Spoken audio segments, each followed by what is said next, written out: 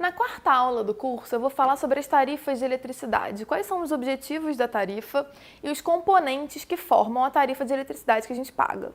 A tarifa de eletricidade ela é formada, o valor dela é definido no sentido de cobrir todos os custos da geração até a disponibilização de energia para o consumidor final. Existe toda uma cadeia envolvida nesse processo, a gente viu que existem vários segmentos que garantem que a eletricidade chegue no consumidor final, existe toda uma cadeia para trás, para que essa energia chegue até a gente. E o objetivo da tarifa de eletricidade é remunerar todas essas atividades. E então a tarifa ela deve ser suficiente para, primeiro, garantir o fornecimento de energia com qualidade e, segundo, assegurar às empresas que estão prestando o serviço a cobertura dos custos operacionais eficientes e dos investimentos. Então existem custos operacionais, que a gente chama de OPEX, e custos de capital, que a gente chama de CAPEX. E a tarifa tem que remunerar esses dois tipos de custo. Então, a gente pode dividir aqui a tarifa de eletricidade em três grandes grupos. Primeiro, a parte que remunera a geração de eletricidade. Segundo, a parte que remunera a transmissão e a distribuição de eletricidade, os componentes de fio, de rede.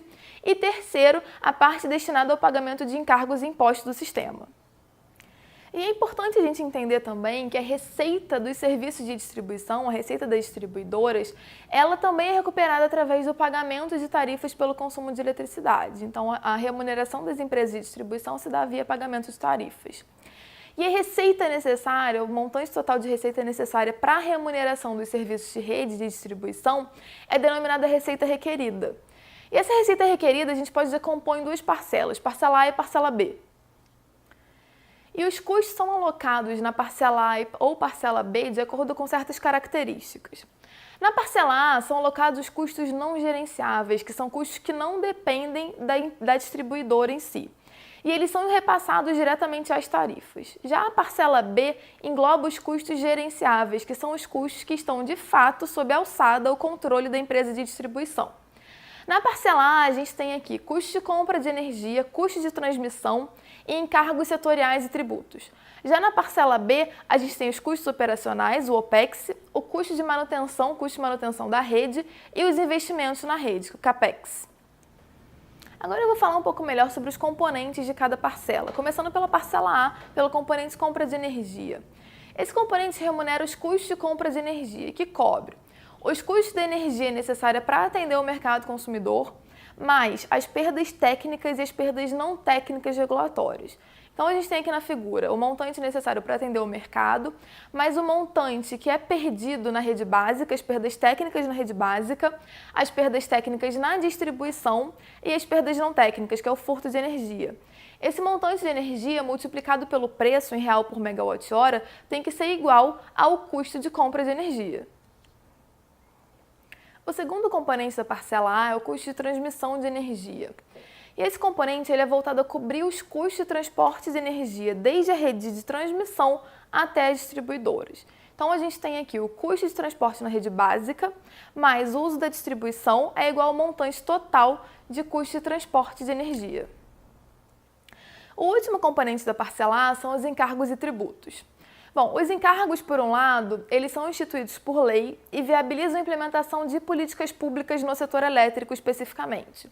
Os valores desses encargos são definidos pela ANEEL, que é a agência reguladora do setor elétrico, e existem 8 tipos de encargos no total. Eu vou apresentar 3. O primeiro, que é a CDE, a Conta de Desenvolvimento Energético.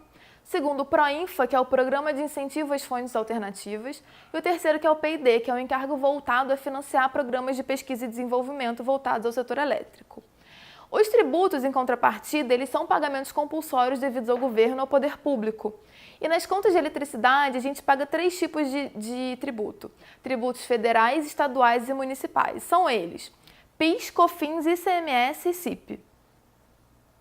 Passando para a parcela B, o primeiro componente são os custos operacionais, o OPEX. O que são esses custos? São custos necessários para operar e manter não só o sistema de distribuição físico, as redes e linhas, subestações, mas também toda a parte de atendimento comercial ao cliente, ao consumidor final.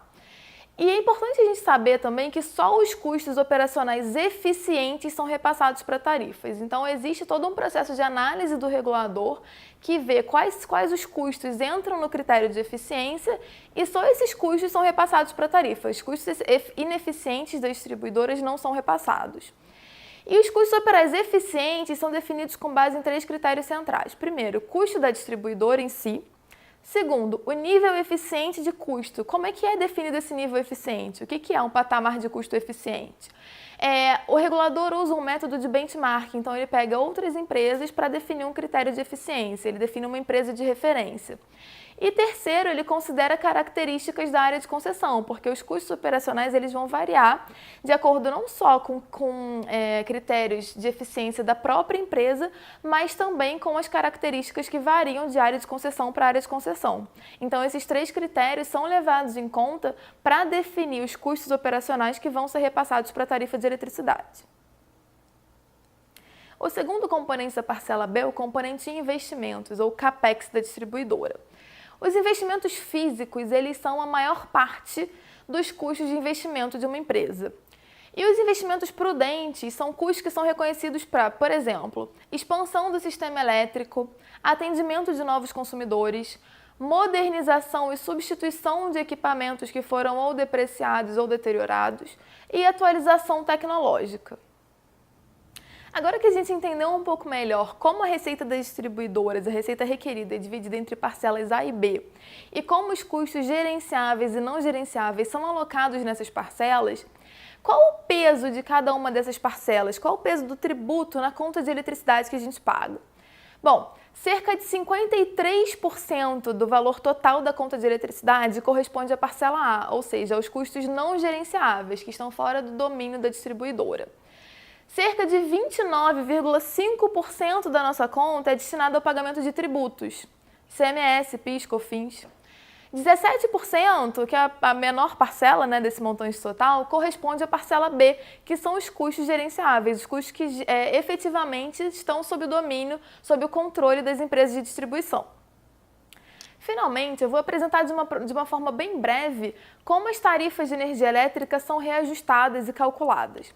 Existem 2 procedimentos básicos de reajuste e revisão das tarifas de energia elétrica. O reajuste tarifário anual, RTA, e a revisão tarifária periódica, RTP. Como o próprio nome diz, o reajuste tarifário anual ele ocorre a cada 12 meses, a cada 1 ano, e nesse processo a parcela A é recalculada e também é feito um ajuste de mercado. Já a revisão tarifária periódica ela é realizada a cada 4 ou 5 anos e nesse processo a parcela B é recalculada e também é feito um ajuste de mercado.